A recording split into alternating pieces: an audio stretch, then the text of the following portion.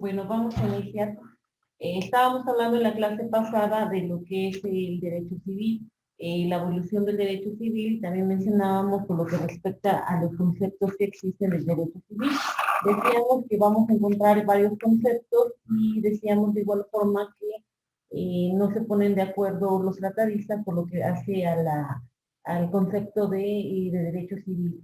Decíamos que algunos hacen referencia a los elementos que integran el derecho civil, otros hacen referencia a la naturaleza del derecho civil, etcétera, ¿no? Y veíamos en la clase pasada varios conceptos de derecho civil. Bueno, y de todos los conceptos que nosotros veíamos, destacábamos lo siguiente. Decíamos que el derecho civil, forma parte del derecho privado,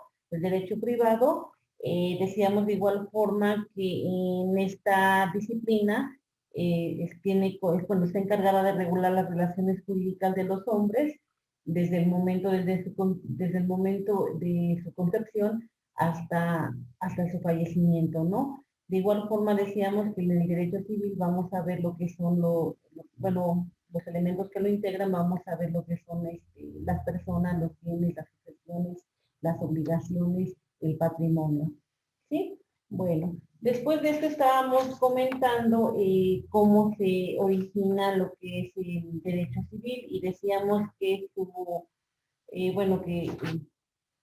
cómo se origina el derecho civil y decíamos que en donde se da el derecho civil, decíamos que es en el derecho romano. En el derecho romano es donde se encuentra los antecedentes del derecho civil.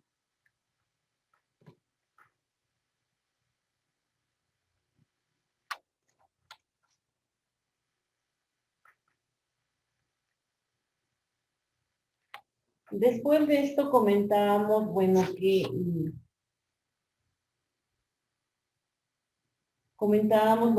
decíamos entonces que se da el derecho civil en Roma. Tenemos que en Roma tenemos como características del derecho civil, decíamos que, de acuerdo a la terminología, decíamos que el derecho civil hace referencia a la ciudad, ¿no? Decíamos que este derecho civil era aquel que se creaba para regular las relaciones de las relaciones de los romanos, ¿no? Ese decíamos que era el derecho civil. Después de esto, ¿recuerdan ustedes en dónde se da el primer código civil, compañeros?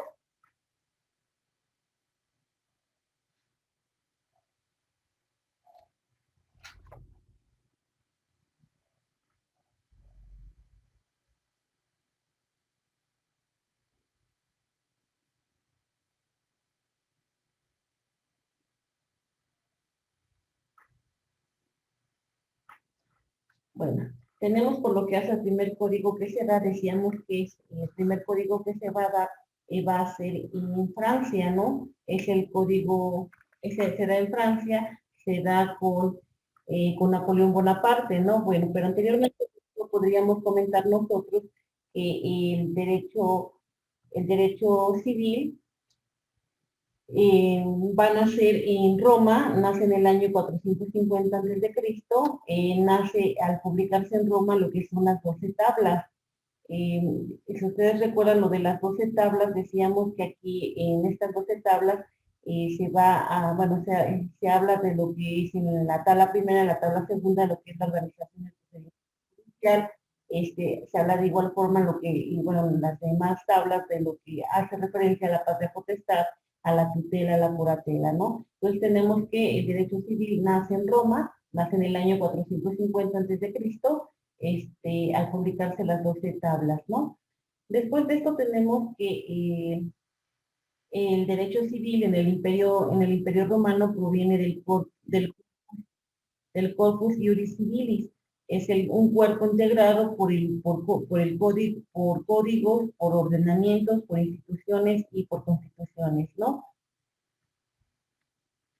Entonces, de acá no debemos de perder de vista este corpus. Después de esto, como decíamos, el primer código que se va a dar se da entonces en Francia. Tenemos que se da por Napoleón Bonaparte. Tenemos que a Napoleón Bonaparte se le consideró un estadista legislador. Tenemos que este Código Civil que se da en Francia se dice que es obra de Bonaparte, ya que él tuvo mucha intervención activa en la discusión del proyecto de este Código Civil. También por lo que hace a este Código Civil de Francia, tenemos que este código se elabora con un lenguaje claro. Con este código se pretendía que cualquier ciudadano pudiera entenderlo y también determinar por sí mismo cuáles eran sus derechos y obligaciones. También acá tenemos que Napoleón Bonaparte, una vez que es exiliado en la isla de Santa Elena, él se refiere a este Código Civil como el mayor logro de todas sus victorias. Él hacía referencia a que la batalla de Waterloo se puede borrar de la memoria, pero su Código Civil siempre vivirá, ¿no? Tenemos que este Código Civil, bueno, fue muy importante este código, toda vez que tuvo mucha influencia en los países europeos, y bueno, de igual forma, esta influencia también la va a tener aquí en México, toda vez que cuando se establece el Código Civil acá en México, igual se va a inspirar en el Código de Napoleón Bonaparte y va a adoptar lo que son algunas disposiciones, así como la forma en la que está organizado, ¿sí? Después de esto veíamos lo que es la evolución del derecho civil mexicano y veíamos que, bueno, establecíamos que acá en México, por lo que hace a esta evolución, tenemos tres importantes periodos. Tenemos el prehispánico, el hispánico y el México independiente. Cuando hablamos de prehispánico, acá hacíamos referencia a varias culturas, ¿no? Entre estas hacíamos referencia a la cultura olmeca. Decíamos que acá en esta cultura olmeca, pues no encontramos reglas del derecho civil documentadas, ¿no? Pero bueno, pero se tiene la noción de que existían normas internas para poder dirimir las controversias que se presentaran, ¿no? De igual forma, por lo que hace a la cultura maya, tenemos que acá sí vamos a encontrar cuestiones civiles, ¿no? Acá por lo que hace a la cultura maya, pues bueno, se encuentra información por lo que hace a lo que es el matrimonio, ¿no? Tenemos que en esta cultura maya el matrimonio era monogámico, pero también en algunas partes se podría estar presente lo que era la poligamia, ¿no? De igual forma acá hace referencia a lo que hace a la herencia, que decíamos que esta herencia se iba a repartir solamente en la descendencia masculina, ¿no? Y también acá, por lo que hace a la cultura maya, teníamos que aquí, bueno, acá en esta cultura maya no se va a encontrar bueno, a la mujer no se le considera, no se le da importancia, ¿no? Tenemos aquí que en esta cultura maya la mujer ni siquiera podía entrar al templo o bien participar en los ritos religiosos. Después de esto, otra cultura que también podríamos hablar, por lo que hace al derecho civil mexicano, vamos a hablar de lo que es los aztecas. Decíamos que acá, en los aztecas, bueno, acá de igual forma se encuentra información documentada por lo que hace el derecho civil, ¿no? Entre esta documentación vamos a encontrar el código mendocino, ¿no? Este código mendocino va a ser realizado por intelectuales indios por órdenes del virrey Antonio de Mendoza. En este se va a contener año por año una crónica de los aztecas desde 1325 En esta se hace un relato de los tributos que se tenían que pagar al rey azteca. De igual forma se detalla una biografía de Moctezuma II y se dan datos del derecho procesal penal. Acá en esta cultura azteca mencionábamos que el régimen de la propiedad privada perteneció al derecho público. Tenemos que también acá había una forma de tenencia de la tierra parecida a lo que hoy conocemos como la propiedad privada, ¿no? Acá también en esta documentación que se tiene de los aztecas, se establece que algunas tierras pertenecían al rey en lo personal, otras pertenecían al reino, y también acá encontrábamos que algunas propiedades se transmitían por fallecimiento, pero no por venta o por donación, ¿no? Cosa diferente a la actualidad, ¿no?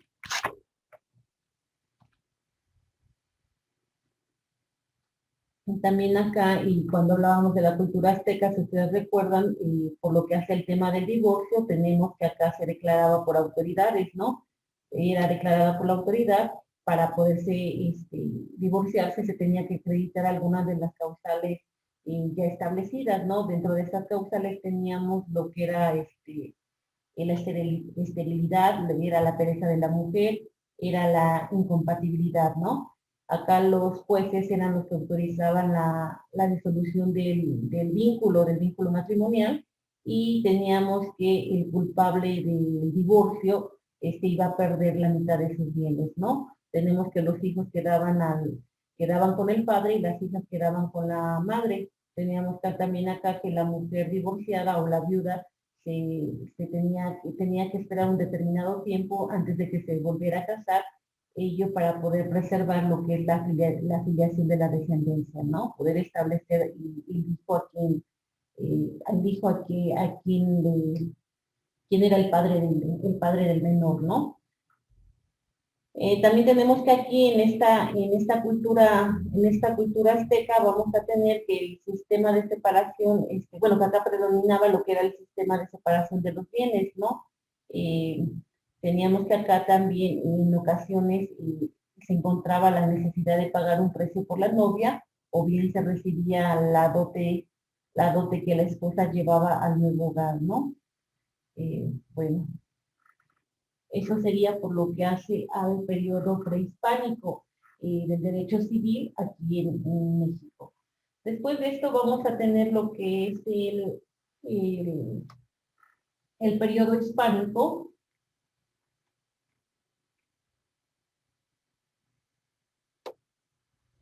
El periodo hispánico tenemos que se va a dar después del descubrimiento y la conquista de América a nuestro país, y cuando nosotros nos convertimos en una colonia de los conquistadores, ¿no? Tenemos que aquí la forma de gobierno va a ser determinada por la colonia, va a ser determinado por la corona, y se va a nombrar un virrey que va a gobernar nuestro territorio, ¿no? Si nosotros recordamos lo que es nuestra historia, vamos a tener que aquí cuando llegan los conquistadores, tenemos que su objetivo que ellos tienen es mandar a España toda la riqueza, ¿no? Mandar a España lo que es toda nuestra riqueza captada en el territorio que ya habían descubierto, ¿no? Teníamos entonces que mandaban a España lo que eran la materia prima, lo que eran los bienes, lo que eran el oro, la plata, los minerales, ¿no? Mandaban toda nuestra riqueza a España, ¿no?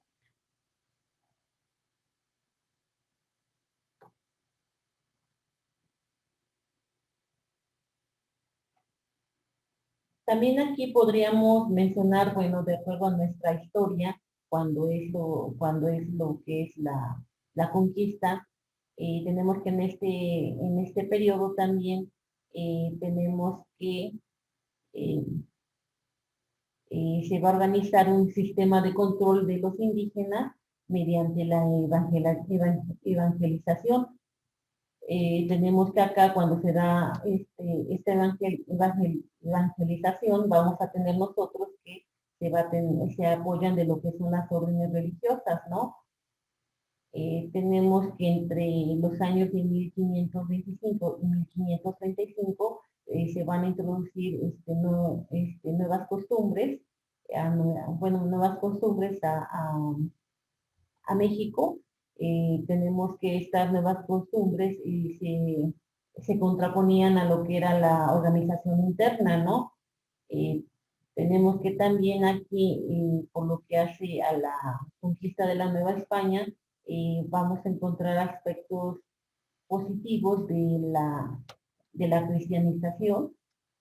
Eh, Entre estos aspectos positivos, bueno, podríamos mencionar el ejemplo de los frailes, ¿no? Que empezaron a hacerse cargo de los indígenas. Si nosotros recordamos en este periodo, tenemos que acá en este periodo vamos a tener que la religión juega un papel muy importante.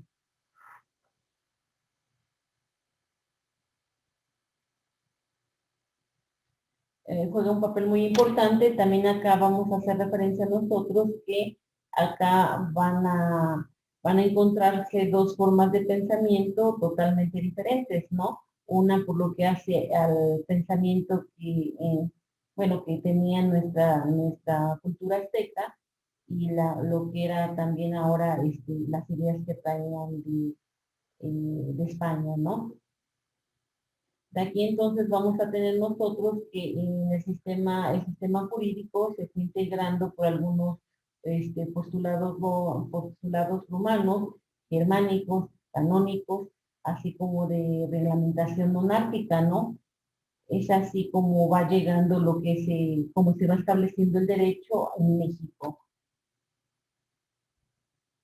Bueno, acá también nosotros podríamos hacer mención de que se empieza a recibir lo que es el derecho se empieza a recibir y se empieza a considerar que el derecho que viene de España, ¿no? El derecho que viene, tenemos que aquí también,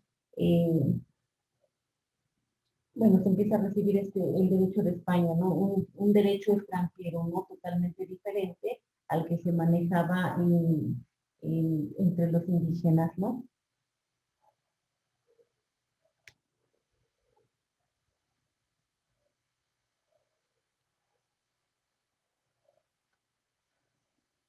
Al recibirse este derecho que venía de España, vamos a tener nosotros que este derecho, bueno, igual que cualquier norma que se aplica de un país extranjero, que se aplica aquí en México, pues vamos a tener que esas normas no van a ser acorde a la realidad que se estaba viviendo, ¿no?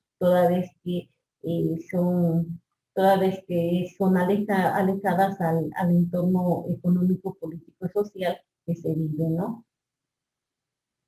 Bueno, que se vivía en ese momento y en el país, de igual forma, ¿no? Si nosotros hacemos referencias a las normas o a las políticas que se establecen en México, cuando estas se toman de otros países, tenemos que muchas veces no llegan a funcionar, y no llegan a funcionar por esta situación, ¿no? De que no son acordes a nuestra realidad, no son acordes a nuestra realidad, a nuestro entorno económico, político y social, ¿no? De ahí entonces que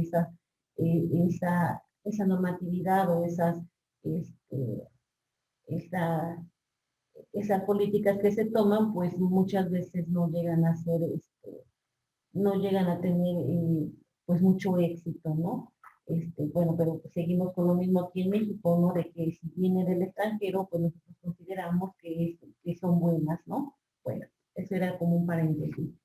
Entonces tenemos que en el periodo hispánico, vamos a tener nosotros eh,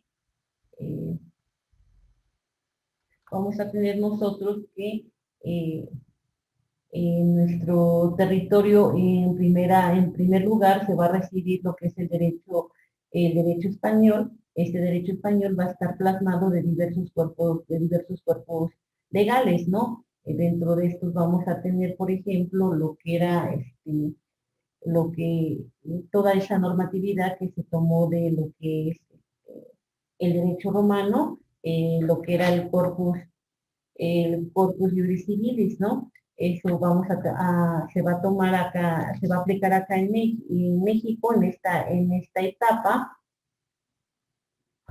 También acá en esta etapa también se van a tomar varias leyes. Entre estas leyes vamos a tener, por ejemplo, este, la ley de las 7 partidas, la ley del toro de 1505, las recopilaciones de leyes de 1567 y la de 1805, ¿sí? Estas van a ser las que van a regular eh, nuestro derecho aquí en México en este periodo.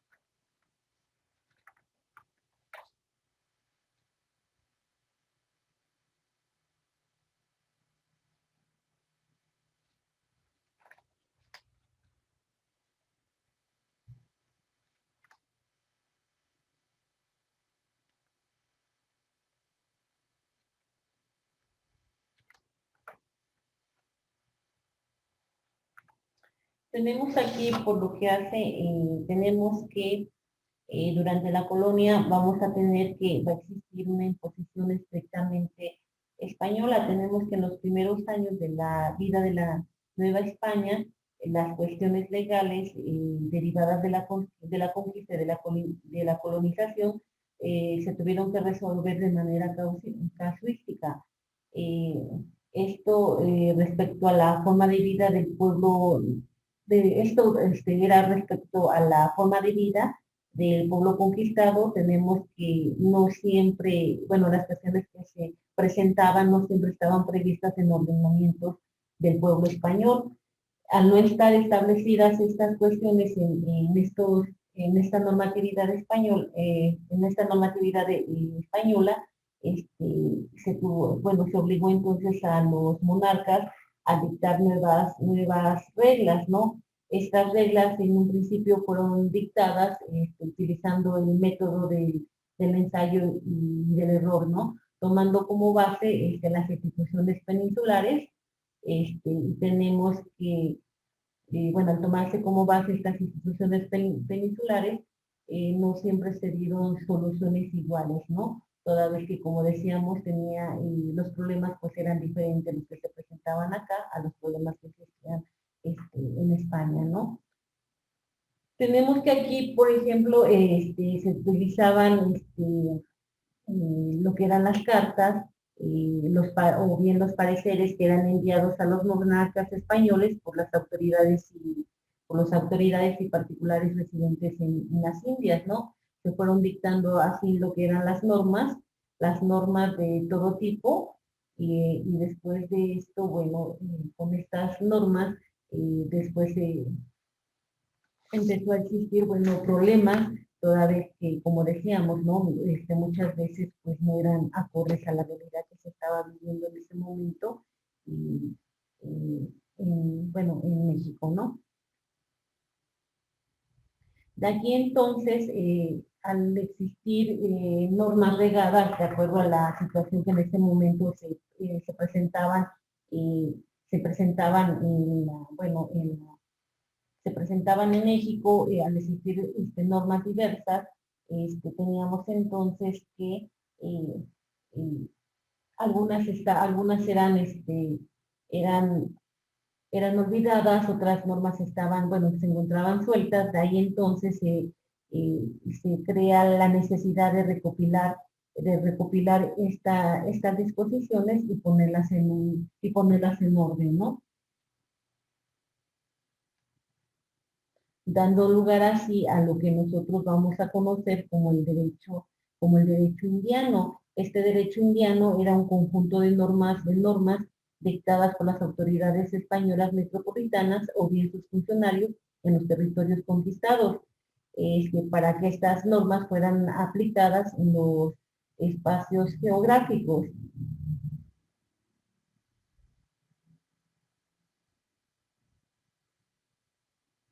A eso se refiere entonces el derecho indiano, ¿sí? Estas normas, este, estas normas que se recopilan, pues, tiene como función que no contravengan los intereses de la colonia, perdón, los intereses de la corona, ni tampoco el ambiente cristiano que en ese momento se estaba estableciendo, ¿sí?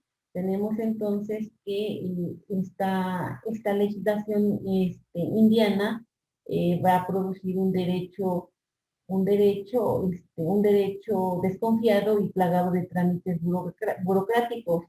Este, de ahí entonces que tenemos que esta legislación indiana va a tener un carácter casuístico y va a estar caracterizado por un tono moralista y social. Bueno, entonces aquí tenemos que se va bueno, por lo que hace a esta legislación indiana, tenemos que entonces se van a armonizar lo que son las legislaciones, ¿no? La legislación que se estaban aplicando, ¿no? De aquí entonces se da lo que es la recopilación de las leyes de la India, de las Indias. Esta recopilación de leyes de las Indias van a estar formadas por 9 libros. Estos 9 libros van a constar de los siguientes, ¿sí? Tenemos los 9, bueno, por lo que hace la recopilación de las leyes de las Indias, tenemos aquí en la pantalla en qué consistían estos nueve libros. ¿Nos ayudas, Carla, por favor, a leer de la pantalla bueno, en qué consiste cada uno de los libros, por favor? Claro, profesora. Ah, el que dice recopilación de leyes indianas para abajo o Sí. de derecho indiano. Ah, ok. A ver, Recopilación de leyes de las Indias. Consta de 9 libros. Primero, de la Iglesia, los cleros, los diezmos, la enseñanza y la censura. Segundo, de las normas en general del Consejo de Indias, las audiencias y el juzgado de bienes de difuntos. Tercero, del virrey de los asuntos militares.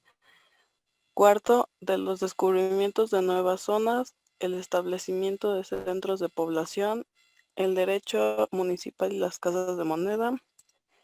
Quinto, de las normas sobre gobernadores, alcaldes mayores, corregidores y cuestiones procesales. Sexto, de los problemas surgidos con el indio, las reducciones de indios, sus tributos, los protectores de indios, caciques, repartimientos, encomiendas y normas laborales. Séptimo, de las cuestiones morales y penales.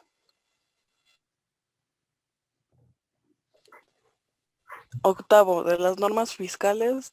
Noveno, del comercio entre la Nueva España y la metrópoli, así como de la solución de controversias que al respecto pudieran surgir, conteniendo normas sobre la Casa de la Contratación de Sevilla, sobre el Consulado de Sevilla, inmigración de las Indias y establecimiento del Consulado de México.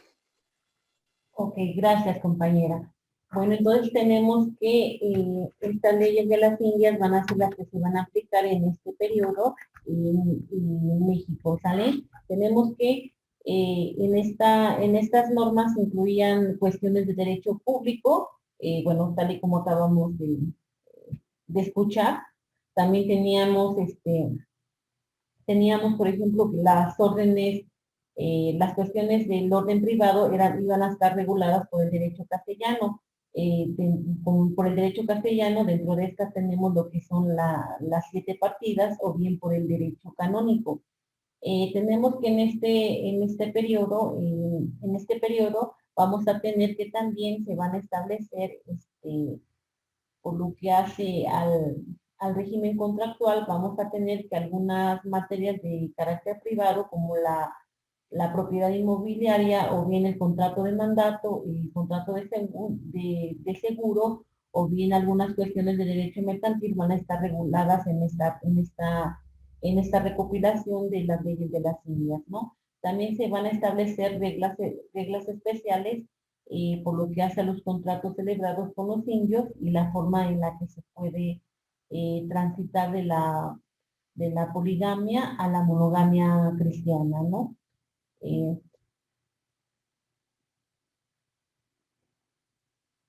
bueno, tenemos que estas normas que se van estableciendo acá en México, estas normas que son del derecho español, tenemos que acá en la Nueva España va a traer un descontrol entre los indígenas, ¿no? Toda vez que van a cambiar lo que son sus costumbres, radicalmente van a cambiar sus costumbres. También acá tiene que ver lo de la cristianización, también va a cambiar lo que son los usos y las prácticas de los colonizados.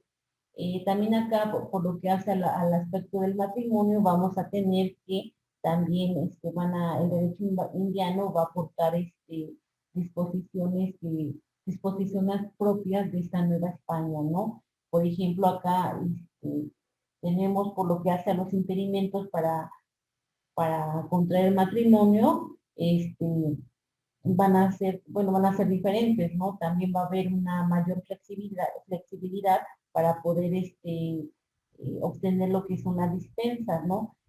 También tenemos acá, bueno, por lo que hace las dispensas, bueno, acá podemos encontrar lo que es lo que es que en algunas situaciones iba a necesitar la licencia paterna para poder contraer matrimonio, ¿no? Acá, bueno, recordemos que en esta etapa, vamos a tener que para poder contraer matrimonio, vamos a tener nosotros que acá lo que se pretendía era que se casaran los miembros de las mismas castas. Acá, de igual forma, se estableció la prohibición de virreyes y funcionarios de las Indias se unieran con mujeres domiciliadas en el territorio, ¿no? En el territorio donde ejercían sus funciones, ¿no? Si ellos se casaban si ellos hacían caso omiso a esta situación, entonces iban a tener como consecuencia la pérdida del empleo, ¿no?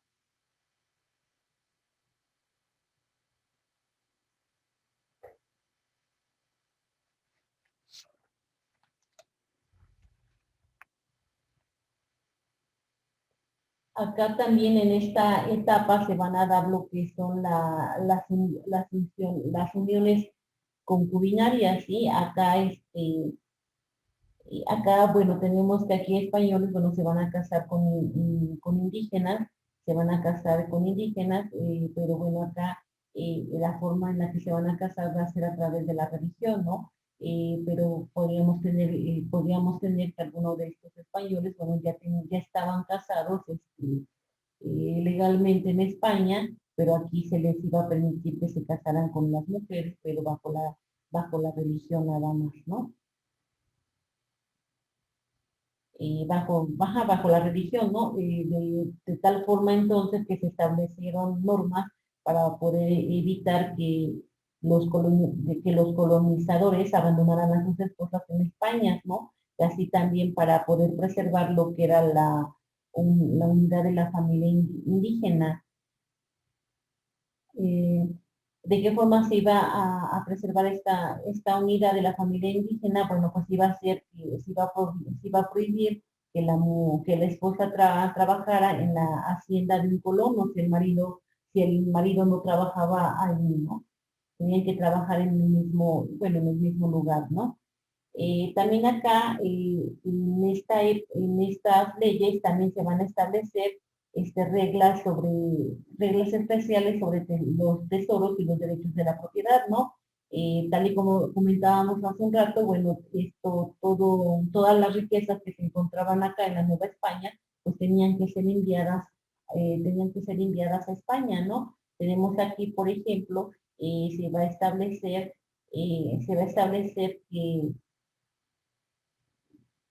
se va a establecer aquí que la obligación de que un indígena que tuviese o que hallara algún tesoro tenía como obligación dar aviso a los colonizadores para que estos a su vez lo pudieran enviar, ¿no? A España. También tenemos que aquí estos colonizadores lucharon por el derecho de pagar a la corona solo una quinta parte, ya que, bueno, ya que la corona lo que ella exigía era recibir la mitad de los tesoros encontrados, ¿no?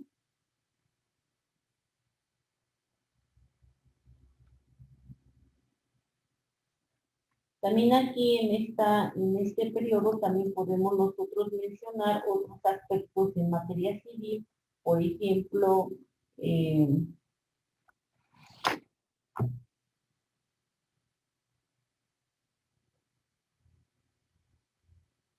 Mm, otro aspecto podríamos mencionar nosotros por lo que hace a la propiedad indiana, y acá tenemos que esta formaba parte del derecho público y era acá, bueno, acá en esto, por lo que hace a la propiedad indiana, tenemos que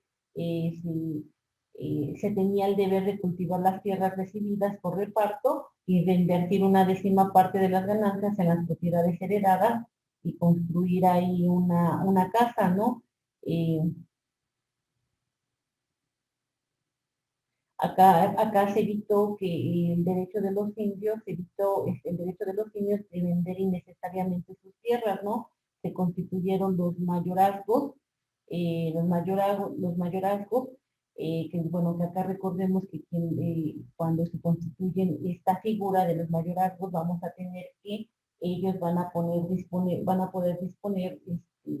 bueno, la corona les da poder para que ellos puedan disponer de las tierras de los indios, ¿no? Recordemos que con esto, con los de los mayorazgos, ellos se supone que tenían como función proteger a los indios, ¿no? Y dentro de esto, pues se supone que ellos la forma en la que protegían a los indios era poder administrar ellos las tierras, ¿no? Las tierras, que bueno, que posteriormente ellos, bueno, hacían y deshacían con las tierras lo que querían, ¿no? Realmente esta figura pues abusó mucho del poder que le da la corona, ¿no?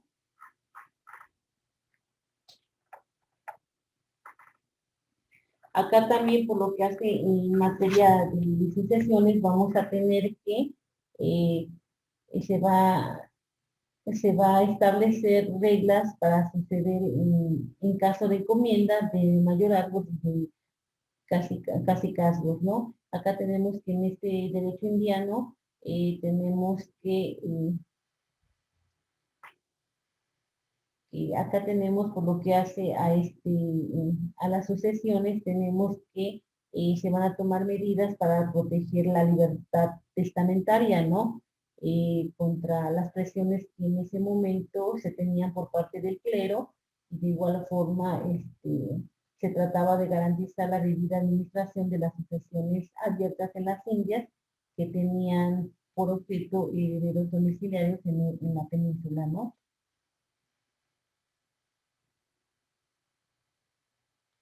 Bueno, eso sería por lo que hace al derecho que se estuvo manejando, ¿no? Que se estuvo manejando en la Nueva España, ¿no? Pensamos que también acá se aplicaba lo que era el derecho castellano. Este derecho castellano tuvo un papel muy importante. eh, que no tuvo un papel muy importante, también este derecho castellano tiene, bueno, su importancia también radica en nuestro derecho actual, ¿no?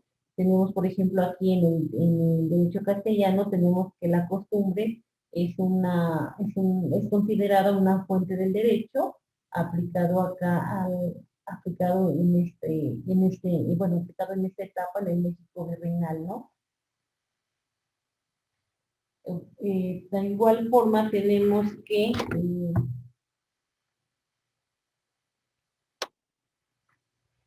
aquí también, por lo que hace a la recopilación de las leyes de las Indias, tenemos que también se disponía que los territorios americanos sujetos a la soberanía de España se consideraba como derecho supletorio eh, derecho supletorio de la misma, teníamos que el español, ¿no? El derecho español con arreglo al orden de relación que estaba establecido ya en las leyes del toro, ¿sí? Tenemos que también en relación, podríamos mencionar acá que y acá también se reconoce, por ejemplo, lo que son las partidas de Alfonso X y Sabio en materia civil.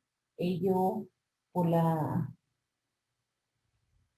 bueno, por la importancia que sí, por la aplicación que tuvo en este periodo. ¿Sí?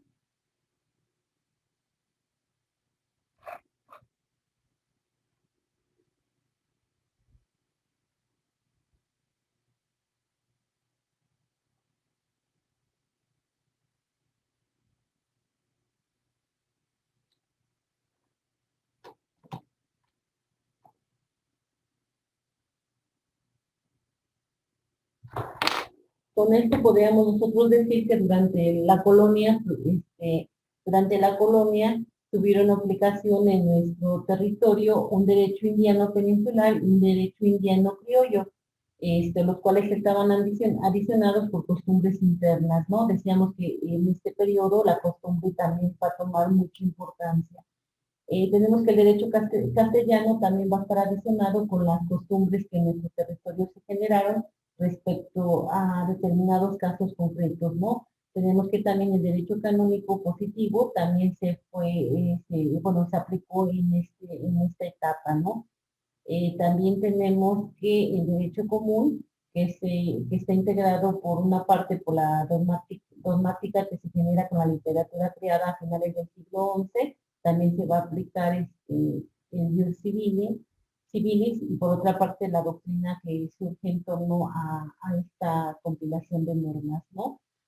Eh, tenemos que, bueno, tal y como decíamos, las costumbres jurídicas prehispánicas, eh, que por determinación monárquica bueno, estuvieron vigentes en las comunidades indígenas, ¿no? Eso va a ser el derecho que se aplicó durante la colonia en México, ¿sí? Después de esto vamos a entrar nosotros a lo que es el periodo de México independiente, ¿no? En este tenemos que una vez que México obtiene su independencia, se va a tratar de elaborar un propio sistema legal. De igual forma se va a tratar de crear lo que es el derecho civil, ¿no?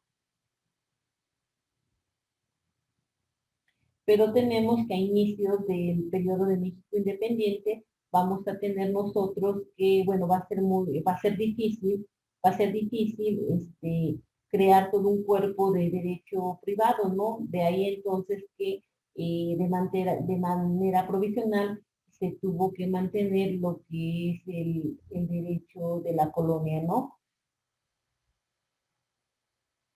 Bueno, acá tenemos en la pantalla lo que es un fragmento del Acta de Independencia del Imperio Mexicano, pronunciada por su Junta Soberana el 28 de septiembre de 1821, ¿no?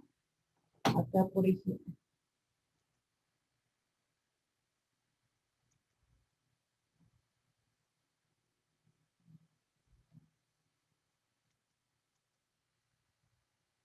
bueno, nos quedamos aquí, compañeros, estamos entonces, nada más nos falta ver de cuáles fueron los aspectos importantes del derecho mexicano que se dan en el periodo de México independiente, ¿sí? De acá te decíamos de que va a ser el último periodo que se considera del panorama histórico del derecho civil mexicano, ¿no? Nos falta ver nada más esta etapa y esto lo veríamos en la siguiente clase, por favor. Bueno, nos quedamos aquí, compañeros. ¿Sí? Claro, muchas gracias, maestra. Bonito día. Que tengan bonito día. Hasta luego, compañeros. Hasta luego, maestra. Hasta luego, profe. Gracias. Hasta luego.